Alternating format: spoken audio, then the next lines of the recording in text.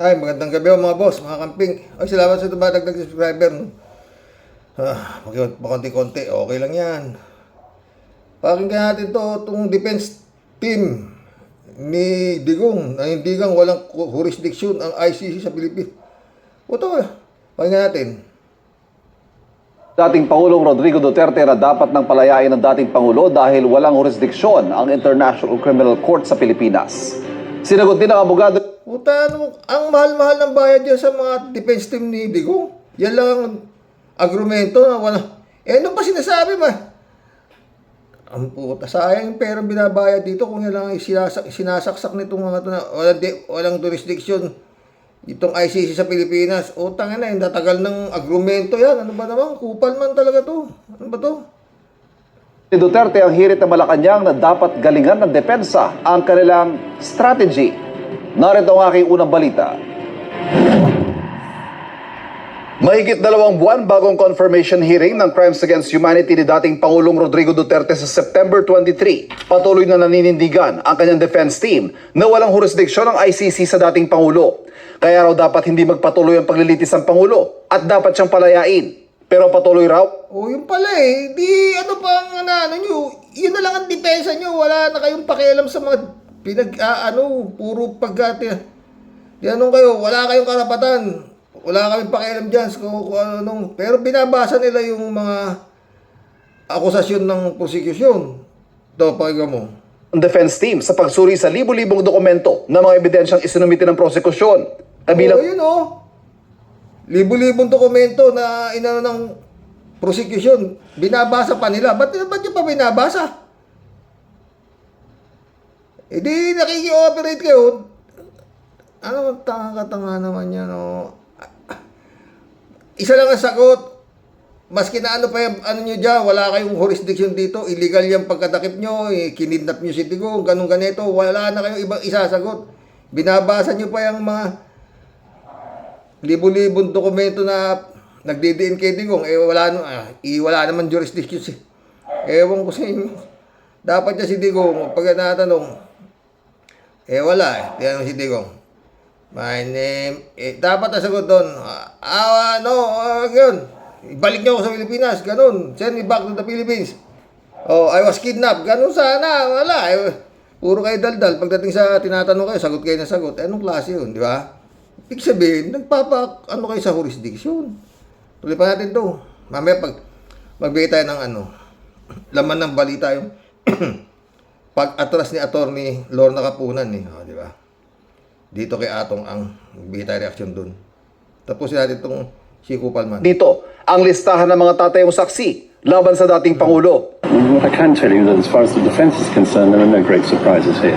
Kung ang prosekusyon handa na magpresenta ng mga testigo laban sa dating Pangulo, balak kaya itong tapatan ng depensa? Obviously, as defense counsel, you wouldn't want to disclose your own evidence to the prosecution. Keep your cards close to your chest. So it would be a mistake to fly any witness to The Hague. Ano kaya i-depensa na ito? No? Yung kliyente mo ang umamin na sa lahat Inamin na nga Ano kaya i-depensa ito? Ayun ako. Ewan ko. Kupalman. Tuloy. I won't be calling any witnesses at the present moment in time, and I don't think that the family has any intention to do that either. In good spirits kung ilarawan ni Kaufman ang kondisyon ng dating Pangulo. Pero hindi rin naman daw ibig sabihin wala siyang iniinda. Kamakailan kumalat ang litrato umano ni Duterte na nakaratay raw, bagay na pinabulaanan na ng kanyang anak na si Vice President Sara Duterte. Publishing health bulletins concerning an ICC suspect is not considered appropriate. It's an invasion of medical privacy. What I can say is... Kilala kaya ni Koopman tong si Duterte? Kung gaano kahayop to, no? The former president will have to be brought before the court at some stage in the near future. And then the whole world will see the condition that he's currently in. Tumagi naman magkomento ang tagapagsalita ng ICC sa kondisyon ni Duterte. Pero tiniyak nilang ginagawa nilang lahat para matiyak ang kalusugan ng mga nasa detention center. Bukas naman ang kampo ng depensa sa resolusyong inihain ni Senador Alan Peter Cayetano na nananawagang i-house arrest na lang si Duterte. It's every Filipino's right to be tried in front of a Filipino court, in front of a Filipino judge, and to be prosecuted by a Filipino accuser/prosecutor. Sagot naman ni Kaufman sa hirit ni Palace Press Officer Claire Castro na dapat galingan pa ng defense team na Duterte ang kanilang strategiya. Well, I'd kindly thank Claire Castro not to interfere with the job that I'm doing, just as much I wouldn't interfere with the job that she's doing, but she's... Oo naman, huwag kang masyadong maramdamin. Sabi nga ni Atty. Claire, galingan mo pa raw. Dahil kung ganyan lang ang depensa mo, hindi pang million dollar yung mga kanamo na no jurisdiction. Yan, matagal na yung agrumento rito sa Pilipinas. Kay Harry Roque pa yan eh. Ano ba? Copycat ka naman ni Harry Roque. Oh. Diba? seems to have a rather unhealthy obsession with me. Sinusubukan pa namin kunan Ay, ako. Ewan ko dito sa mga to, no, mga friend. Mga abogado, no? Laki ng bayad, eh. Oh. Problema niyan, paano mo didepensahan yung siya na nga umaamin na ako ang pumapatay akong tao, ganun. Yun lang mga hearing sa Senado, eh. At saka sa Kongreso, tangina, pag pinresinta rin, anong sasagot ni Kupalman dyan, no, di ba? Wala. Pera-pera lang sila. Mabuti pa si Atty. Lorna Kapunan, hindi tagay Atty. Lorna Kapunan, mga boss. No? Nawala bilib ko rito, pero ngayon, bilib na naman ulit ako sa kanya. Oo. Kasi nga, ito, sabi niya, mabuti at nag-resign na daw. Anyway, daw pa. Si Atty. Kapunan bilang lawyer ni Ang. Oh, di ba? Dapat lang naman kasi ang sama ng imahe, Atty. Lorna Kapunan eh. Pagtatanggol kapanalig ka ng gobyerno dito sa impeachment nitong si Sara Duterte. Tapos biglang cambio ka. Parang about face. Biglang ipagtatanggol mo yung gambling lord. Biglang kakampi ka sa sindikato. Napakapangit tignan, di ba? Tsaka yun nga, parang sinisira mo na yung mo dyan. Tsaka alam niyo mga friend, no? Siguro, matalino si Atty. Lorna Kapunan eh. Pinapanood ko siya pag pinaano siya ni Christian Esguerra, ni Idol. Ang ganda ng niya. Para ka lang dumipensa sa isang kriminal. No? Simpleng-simple lang naman yan. Didepensa mo yan. Tuturo ninyo si Totoy, yung whistleblower na siya mastermind. Siya maniniwala dyan.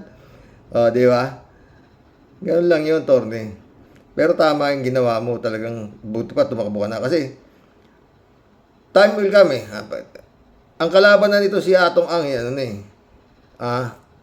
yung mismong Department of Justice na eh. Whistleblower na nga siya eh, di ba? At lahat naman ang sinasabi niya, merong substansya. Gaya, nandun ka, nilibing, nakakahukay doon ng mga buto-buto. Di ba? Anyway, meron mga nagsasabi, buto raw ng kalabaw, buto raw ng baka, kung ano mga pagsasabi. Ang tagal. Dapat pag nakahukay ng buto ng tao ron, isa, dalawa, tatlo, apat, lima, tama na. Alam nga, hanapin nyo pa yung 34 ano ba yan? Para kagaya rin nung Crimes Against Humanity ni Digong. Sinasabing 20,000, 30,000, ipipresenta lang doon. 40 mahigit lang, kaya sabi ni Sara Duterte. Sabi niyo 2,000, asan yung 2,000? Bakit po 43 lang yan? Diba? Tanga-tanga yun, di ba? Yun lang, sinasabi lang naman nila Atty. Conti. Para makita lang yung yung pattern nung Hindi naman kailangan hanapin yung buong 30,000 dalhin sa dahig, yung mga parietes, Yung may tililing, Ayan din, ganyan din yan. Alam nga, hanapin niyo pa isang, sabi niya 34, sabi nito si Totoy, 108.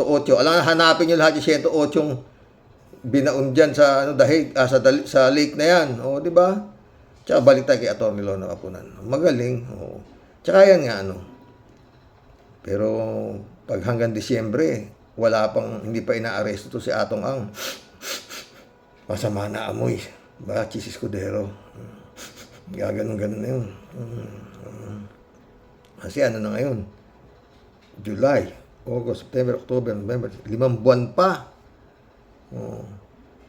Alam nga namang wala kayong makitang ano dyan. At saka sinasabi nga, na maski walang mahukay dyan, hindi naman kailangan na meron pang katawan na kasi sa ebidensya lang pag-uusapan talagang grabe.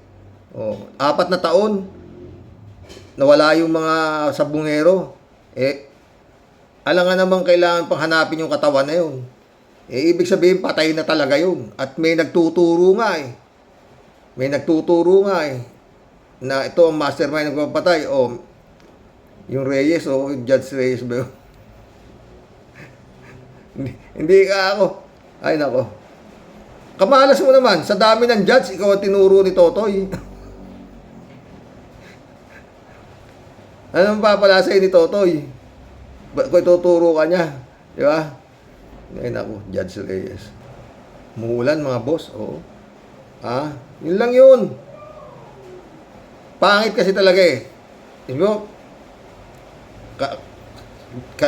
Nasa tama na yung lugar ni Atty. Lorna Kapunan na pabor siya na makumbiktong si Sara Duterte talagang grabe ebidensya tapos biglang eto ka ngayon nakiatong ang ka ididepensa mo grabe rin yung ebidensya kay Atong Ang na siya talaga ang mastermind ng pagkadukot nitong 34 na sabungero sa likod ng gobyerno kakalabanin.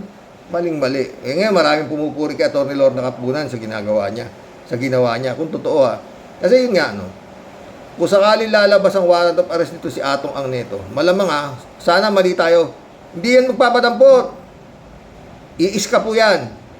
Baka maging bantag yan, go-wapping, mga ganyan yan. Ari Roque, lalabas lang na tanga yung gobyerno. Bago lumabas yung warrant of arrest, putang ina, wala na yung aarestuhin. Ang lalaki ng confidential pan yan. Di ba? Gaya kay Bantag, papakakabayo lang doon sa Baguio. Pagkatapos, tumatin pa ng graduation ng anak niya. Biglang nung nandiyan yung warrant of arrest, wala nang aarestuhin. Ay, ako, Lord. Ewan. No, mga friend. Yan lang yan. Diyan lang tayo sa ano na yan. Tama lang si Atty. Kapunan. Ginawa niya na yan. Kasi, baka pagdating na siya pa iiwan nito si Atong Ang Siya iiwan nito Tatakas to papayag ba yung pa-aresto? No bail recommended yan pag inaresto yan. Pag nagsabi na may probable cause yan, malamang naman sa alamang may probable cause yan. No bail yan. Mantakin mo itsura ni Atong Ang. Sa itsura ni Atong Ang, hindi niya matatanggap na ma-aresto siya at maikulong. Tatakas yan. Sana mali tayo Magwalab na tayo mga boss. Lakas ng ulan. Shout out Librado Ludovico. Blessed morning Karoke to all warriors watching from Edmonton, Alberta. God bless po. Stay safe and healthy. Amazing. Loko-loko. Punta ka na sa dahig. May tililing talaga. Yun nga. Librado ulit Deserve ng tatay mong halimaw ang makulong diyan sa dahig. Kung PI ka tanga at karma na yan ang totoo, gago, may ulo ni kay Baste. Lida Aquino. Kuya, wag mo nang i-play ang mga ganyang klaseng tao, nakaka-high blood. Kaya nga Ayan na. Rian Manampan, shout out.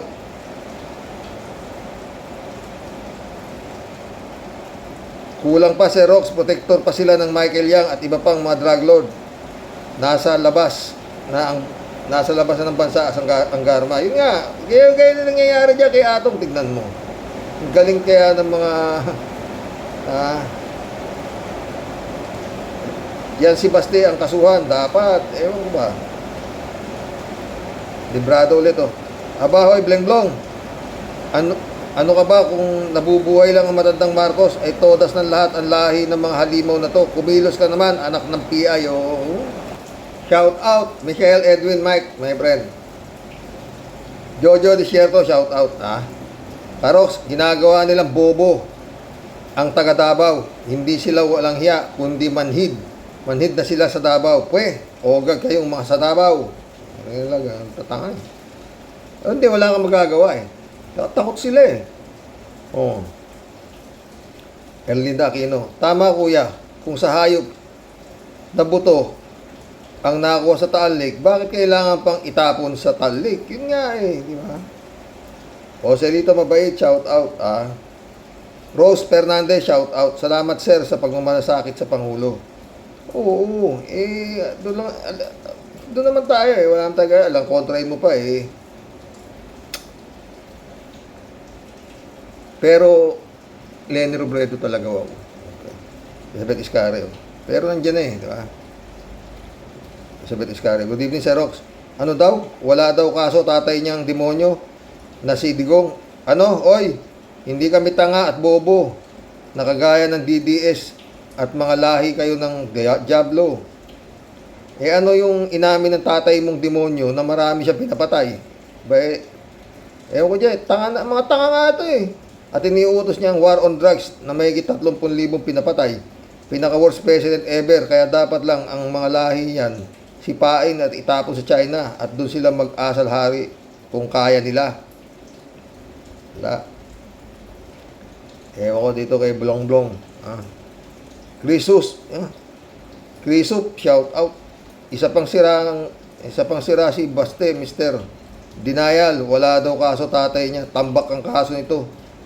Tambak ang kaso. Ito nga sa missing sa Bungero, involved na naman siya, wala daw kaso. Nag-hallucinate yata si Baste.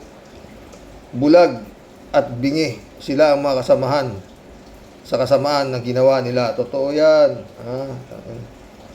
Carball, shout out. I fully understand, Sir Rox. Pag ang mga Duterte kasi talaga ang gagawan mo ng comment about sa mga sinasabi nila, makakailang mura ka talaga. Totoo yan, Carball. Jokiano. Karox, kaka-high blood mo yung pamilya na yan. Sayang oras dyan. Dapat yan, pamilyang yan, ihulog sa Taal Lake para matahimik na ang bansa. Dapat ito, dideklara ng martial sa Davao, pag-aresto yung lahat, kumpiskain lahat. Ano na ito po? Parang yung ginawa kay Tebes. Pinasok yung mga kinuha yung mga armas. Ito, walang mga ganyan dyan. Abutang na, ano ba meron dyan? Congressman lang din naman si Tebes Tapos si governor yata yung kapatid ni Tebes. Bakit nagagawa nyo sa ibang lugar sa Davao, di nyo magawa? Nagawa nyo na nga nung pisa nyo na kay Kibuloy, di nyo patuloy. Ay! Pinagmumura na kayo. Elizabeth Iscario. Akala talaga ng mga kampo ni Duterte, maraming naniniwala sa kanila. Kasi nga, sa dami ng mga bobo tangang Pinoy, yan lang ang naniniwala sa inyo kasi nga, mga bobo at sarado utak ng mga yan. At ubod ng mga tanga ang mga yan.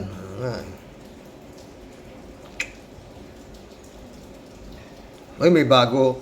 Basta tanga, Sara Duterte. Sara tawag nyo. Pag adik, ang tawag nyo Baste. Yan.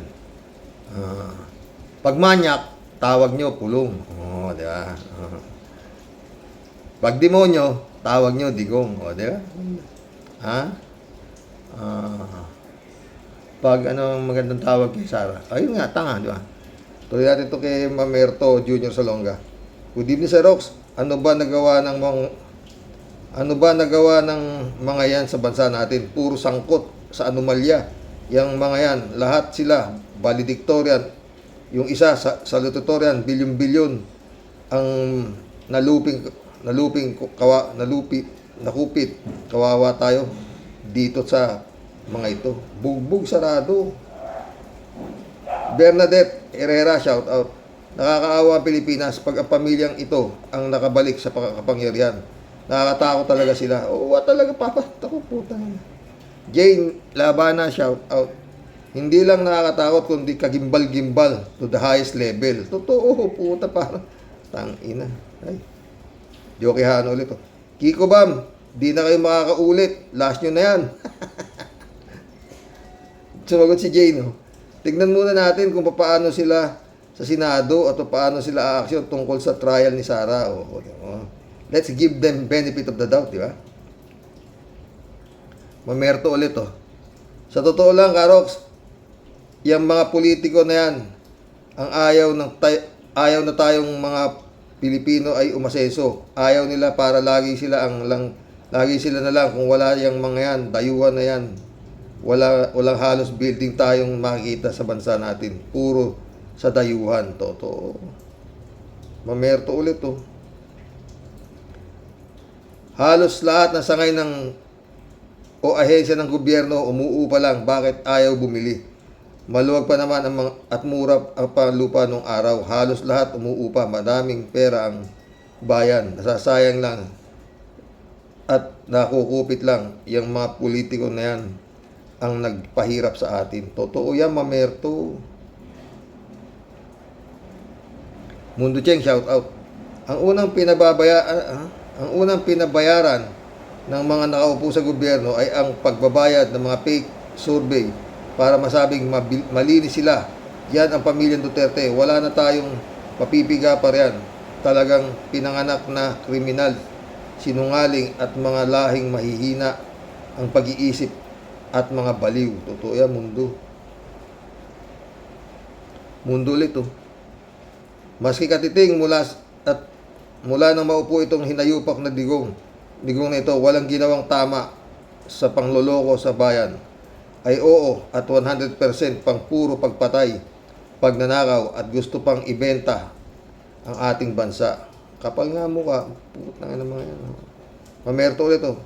Magandang batas natin, halos kumpleto na para sa tao at sa bansa natin. Implementasyon lang ang hindi ayos. Lamang ang mayaman, puro pansarili, abusado. Kaya wala tayong pag-unlad. Tama ka dyan, Mamerto. Mundo ulit oh.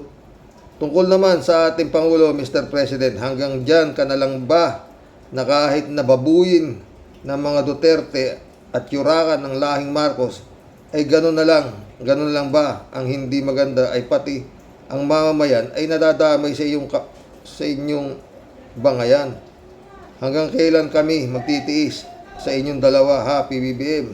Hintay tayo. Elizabeth Iscari ulit oh. Tama kayo, Sir Rock. Sobrang takot talaga si BBM kay Duterte. May hawak sigurong alas sa mga ito. Kakaduda talaga kasi nga sobra ang pag-aalipusta sa BBM nito. Wala pa din siyang say. Bakit? O baka naman tumitira ito ng pailalim. Hindi alam ha. Baka nga. Ha? Mundo Cheng ulit oh. Bakit utubang si Basta noon pinapatay niya yung 7 tao sa loob ng 3 araw sa war on drugs niya? May due process ba? Ha, Baste, dapat kasuhan ka rin. PI ka. Magalit si Mundo kay ano. Di ba, pinapatay mo, Baste, nagdeklara ka na war on drugs. Tangina mo, sabi ni Mundo Cheng. Mundo ulit oh. At wala akong dapat sisihin kundi yan na rin mga mamayan na mga taga Davao, mga takot o mga tanga. Kaya magtiis kayo. Gusto nyo yan, mga bobo. Mundo ba, yung Davao, papalitan na yan. Gagawin ng Duterte City. DCD, Sigrud, shout out. Bangag, pamor. Ha? Elizabeth Iscari ulit oh. Si Rox, puna ko lang sa mga anak ni Duterte na yan, lalo nito si Sara. Di makapagsalita ng sense. Pati grammar nila parang mga walang pinag-aralan o nagmamagaling kuno pero wala namang dating. Hay, yun mismo. June Alves, shout out ha. Kung mahal yan si Digong ng sambayan ng Pilipino, di nag-people power na para hindi siya maaresto. Baste, tanga nga yan, tatanga-tanga yan si Basti na yan. Puro tanga, mga putang na. Rolando Resco, mga bobo at mangmang ang naniniwala pa sa mga tutahe. Mga uto-uto, ataw. Mundo ulit oh. At yun namang mga Katoliko na sumusuporta pa rin sa mga Duterte, dapat lang mag-iba na kayo ng reliyon dahil tinanggap nyong murahin ni Digong ang ating Panginoon at kahihiyan pa kayo sa aming klaseng pagkatao meron kayo. Daig pa ninyo si Sarang baliw. So, yung mga mga Katoliko na nagsisigaw pa ng Duterte, putangin na, mahiya kayo. Demonyo yung sinisigaw niyo, mga ulul. Lupista Bunao, ikaw pala ang bangag eh. Grabe kayo. Kayo pa ang dihado. Kung pwede lang, arestuhin na kayo ng ICC, pati na rin yung mga aso ninyo dyan. Ala kuya, talaga namang mapapamura ka talaga ng di oras. Grabe, ang daming obob. Di ko na sila matik. God, Jesus Christ, maawa po kayo sa bansa po namin. Huwag mo po kaming pabayaan sa kamay ng mga kalaban mo po. Please help po. Amen. Lakas ulan narinig niyo dito. Mundo check ulit. Si Enrile ang pinakamatagal ng nanunungkulan sa gobyerno. Mula pa sa matandang Marcos hanggang ngayon, pero sa totoo lang, siya ang dahilan kung nakapatalsik si matandang Marcos dahil kay Enrile na gusto pumalit kay Marcos. Nabitin kaya tinulungan ni Fidel Ramos at mga taga-simbahan ang mga mamamayan. Diba? Lupista Bunao ulit. Good evening po, kuya. Good evening po pala, kuya. At sa pamilya mo po, mahal. Sa pamilya pong mahal. At sa mga kawaryos. Hindi namin buong kalbo nagtira pa po ng buhok sa likod mo mukha, lalong adik. Yun nga, iba talaga. Pag marami kang pera, lahat bibili mo. Sana all. Diba? Kay Canales, shout out. Halata namang adik yan, sabi niya. Talaga mo, adik mo naman si Sarah. Adik din itsura, puta na no. Kapista. Kuya, si Guanzon, isa palang tunay na DDS. Ganun pala, kuya. Nagpaka-DDS na Kiko ala Kiko at Bam. Anyari. Inaasahan pa naman namin kayo na tutulong kay Senator Risa Hontiveros. Ha? Sana di ko na kayo binoto. Mabuti pa si Win Gatchalian, sinama si Senator Risa. Ha?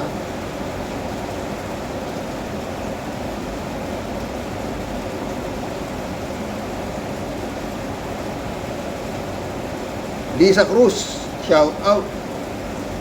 French Shelby Zapeda, shout out. Christian Sen, July 7 Alcantara, shout out sa inyo mga bossing.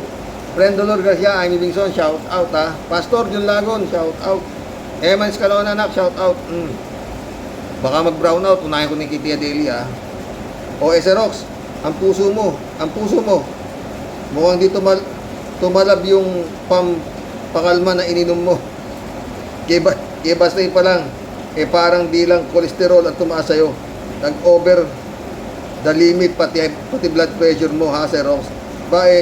Para ka namang bago ng bago, Serox, sa mag-anak na lahi ng mga halimaw sa banga. Ang pinakamalupit na mangkukulam sa kasaysayan. Isipin mo at mantakin mo naman, Serox. Ano bang meron talaga ang mga dutae, kailan man ang punong mangga, di magbubuo ng santol, Serox. Inahay ba, tawa-tawa kayo. What you see is what you get, pero di ko po alam bakit sila pa, Panginoon, ang sinasamba ng ubod daming syunga, bobo at inutil ng mga Pilipino. Lahat na sinasabi nila puro kabaligtaran sa katotohanan, pero sa tingin mo po, yung mga ablipores na zombies, talagang ipinagpalit na po nila ang kaluluwa nila kay Satanas. Para lang po sa mga demonium impactum satanasium na pamilyang kasuka-suka at kasumpa-sumpa. Dalawang bagay lang po ang pinag-ugatan. Bakit po nagka-leche-leche at nagka-windang-windang po ang kawawa po natin bansa, bayan, Serox? Pagkagahaman po sa kapangyarihan at sa lapi, Serox. Yun nga. At di po sila nasiyahan sa pagiging hagom na buhaya dahil sa sobra po nilang siba sa kwarta, Serox. Inilublob po tayo sa sobrang daming utang.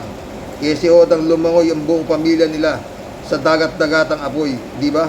Basta importante po, Serox, nasa kanila po lahat ang kayamanan at kapangyarihan.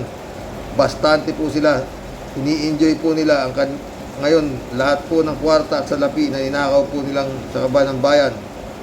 Xerox, pero isa-isa na pong sinisingil ng tadhana, Xerox. Totoo yan, friend.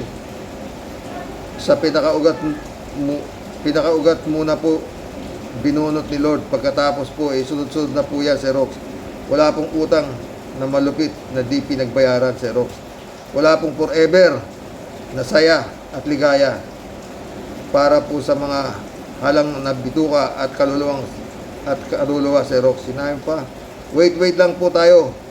At lahat po yan, unti-unti nating masasaksihan ang kanila pong pagbagsak at pagdapa po, Xerox. Ipagpaubaya na lang po natin ang kanilang mga ligaw na kaluluwa kay Lord. Maging masaya po sila sa kanilang paglalakbay papuntang impyerno. Grabing kapal talaga ng mga pagmumukha nyo. Mga pinutukan kayo ng talaga ng lintik.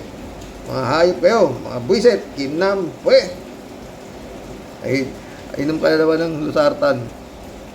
Lupista ulit, oh. Pareho tayo, kuya. Wala pong alam na kinasangkutan ni BBM. Please po naman, pakilinisin mo ang mga Duterte. Naway, isang araw magising kami. Naayos na ang lahat. Amen. Good night po, kuya, at sa mga kawaran. Wala talaga kung alam eh. Oo, wala. Kung meron boy na ako. Magkaedad lang kami di Bongbong eh. Oo. Shirley Jaser, oh. Magandang gabi po, Kuya Rox. Noong panahon, happy lang si, Bongbong. Hindi siya, hindi siya na-involved na drug law. Hindi kagaya ng mga iba-ibang anak po. Na-involved sa droga. O, di ba? Walang ganun si Bongbong. Mag-google kayo dyan. Shirley Jaser, shout out. Magandang gabi po, kuya.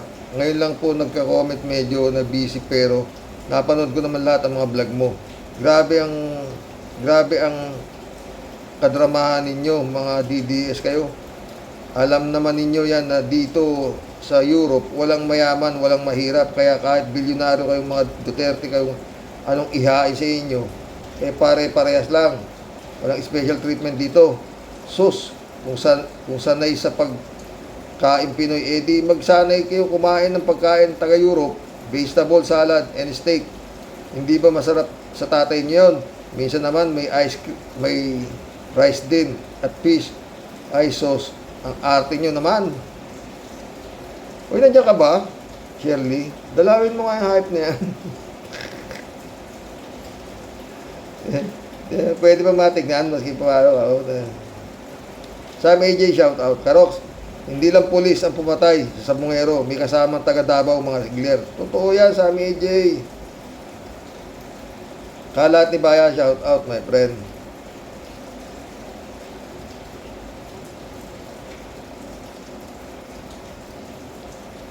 Oscar Lucas, shout out. Kaya pa hindi Diyos para pagdusahan niya ang mga hiwa niyang, ang mga ginawa niyang kademonyohan. Kaya hindi pa kinukuha ba? JNL, shout out. Xerox, hanggang salita lang yan si Baste. Kung talagang matapang siya, umaksyon siya. Yun nga, puro daldal pare-pare siya, magkakapatid na yan, putang ng mga yan. Kaya alam matapang sila dahil meron silang army. Bayaran nila yan, mga judge, untouchable sila eh. Alam nila kung sino tatapalan ng pera eh. Pag ayaw mo naman ng pera, barayuga labas mo. Jane ulit, Xerox. We all know, especially the senators, na yung bill ni Kimo mema lang. Walang makakapag-utos sa ICC ibalik si Digong sa Pinas kahit pa ang presidente ng Netherlands. Parang ganito lang yan. Yung kanta ng The Eagles na Hotel California, you can check it anytime you want, but you can never leave. Diba? Kumakanta siguro to si Jane na to. Jane ulit, oh. Xerox, kahit ano pang gawin, ni Baste, Sara, Pulong, pati mga DDS, si Digong sa Pinas ay di na makakalabas. Hindi na makakalabas ng kulungan. Lalo na, halos lahat ng motion ni Atty. Kupalman denied. At mahigpit 1,000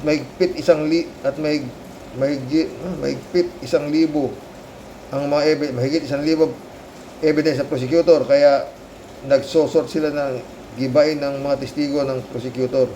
Kaso isipin mo na lang, Sir Rox, 1,000 plus na evidence, lahat yun dapat gibain ni Sara. Ang tanong, doble pa. Lahat niya magigiba yun. Tsaka yung kay Digong, tsaka yung kay Sara, parehas lang. Puro wala silang alam sabihin, kundi, yun nga, wala kayong jurisdiction. Yung kay Sara naman, dismissin na yan. Puro illegal, mga technical, yun ang ginabanat nila eh. O, di ba? Na pinapatulan naman itong mga halimaw na senador. O, di ba? Gin ulit, oh. Sangkot pa sa sabungayong issue si Digong. Ayon sa balita, tiyak namang updated yung ICC sa mga balita na may kinalaman kay Digong. Totoo yan, friend. Mary Lebron, shout out. No skipping ads always, sabi niya. Kalat na yun, mabuhay ka, Miss Mary, at hindi ka nag-i-skip ng ads. You are awesome. Bless you. Sumagot si Mary, oh. You too, bless. Don't skip ads, sabi niya. Sa Baguio pala to Mary Lebron, eh. Mercedes Say, shout out. Maraming ipinapatay ang tatay mo. Sino ang may sabi na walang kaso tatay mo? Ang tatay mo, baste, drug lord, at nakadroga din. Lahat kayo mag-bisayad. Yun nga, totoo yan. Mercedes Say ulit, oh. Baste, meron kayong warehouse na pulburon. Lahat kayo gumagamit. Mercedes Say ulit, oh. Wala kayong nagawa sa taong bayan kundi manisi na wala namang katotohanan. Baste. Tanga nga mga puta. Lahat niyo. Good evening, Kasani. Kurutin ng pinong-pino ang mga ungas na yan, Kasani. Hala, kurutin mo na. God bless your family. God bless Kalat ni ka. Mercedes Say ulit, oh. Sarado na ang mga pag-iisip ng Duterte. Wala nang ginawa yan kundi ang manisi at manira. Totoo, mga baliw nga. 3J Show po. Ano pa ba ang bago sa mga Duterte? Bastos, walang budhi, mayayabang, super astang mga hari, astang mga untouchable, mga not intelligent. Puro sila amazing. If you know what I mean. Wala palang kaso si Digong. Bakit nasa ICC? Yun nga, tanga nga mga Sara Duterte, mga bal-bal. Kasi may nagsampa ng kaso, ayaw nilang kilalanin ang kasong sinampa sa kanila ng ICC. Kinila bahala sila, basta ang batas sa ICC, gugulong sa ayaw din sa gusto nila. Yun nga, di ba? Dapat si Digong, magbaliw-baliwan lang to. Tapos yun nga,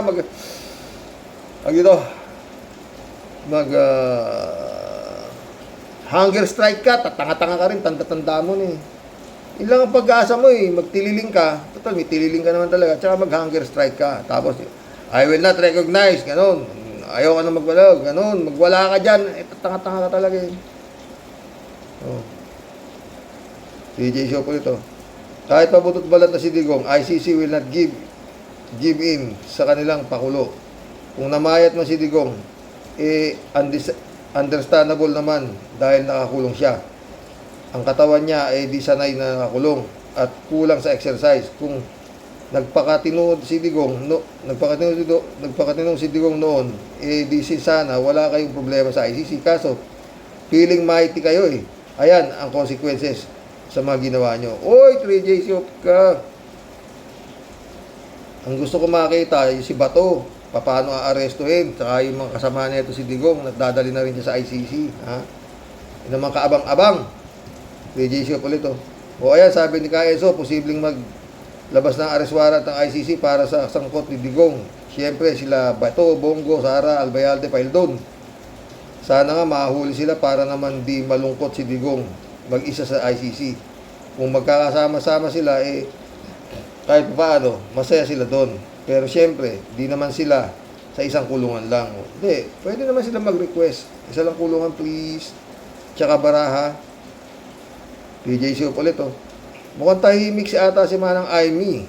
Si Rox, ano kaya ang niluluto niyan? Baka siya niluluto.